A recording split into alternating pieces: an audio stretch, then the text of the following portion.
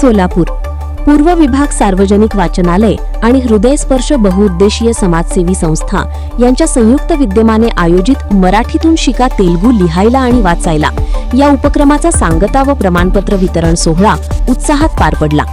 कार्यक्रमाच्या अध्यक्षस्थानी वाचनालयाचे उपाध्यक्ष श्री देविदास गोटीपामुल होते।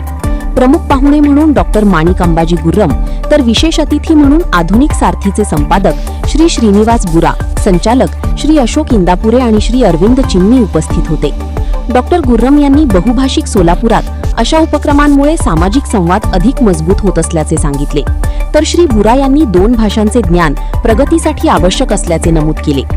या उपक्रमाचे मुख्य प्रशिक्षक श्री काशीनाथ गंजी यांनी विद्यार्थ्यांना रंजक शैलीत तेलुगू भाषेचे प्रशिक्षण दिले। सहाय्यक शिक्षक श्री श्रीरंग रेगोटी यांनी तयार केलेल्या सोप्या स्टडी नोट्स आणि व्हॉट्सअपच्या माध्यमातून दिलेल्या डिजिटल होमवर्कमुळे प्रशिक्षणार्थींना तेलुगू भाषा सहज शिकता आली। प्रशिक्षणार्थी श्री गोपीकृष्ण वड्डेपल्ली, श्री बाबूराव म्हेत्रे, सौ सुजाता चिप्पा आणि सौ अंजली शिरसी यांनी प्रशिक्षकांच्या मार्गदर्शनाचे कौतुक करताना अवघ्या काही दिवसात तेलुगू लिहिणे आणि वाचणे शक्य झाल्याचा आनंद व्यक्त केला। कार्यक्रमाची सुरुवात दीपप्रज्वलनाने झाली। श्री गौरीशंकर दिकोंडा यांनी आभार मानले, तर डॉक्टर अंजली शिरसी यांच्या वंदे मातरम गायनाने कार्यक्रमाची सांगता झाली।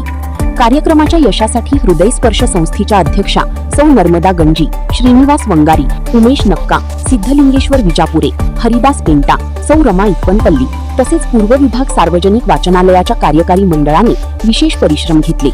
या आगळ्यावेगळ्या उपक्रमाचे सोलापूरच्या शैक्षणिक आणि सांस्कृतिक क्षेत्रातून मोठे कौतुक होत आहे।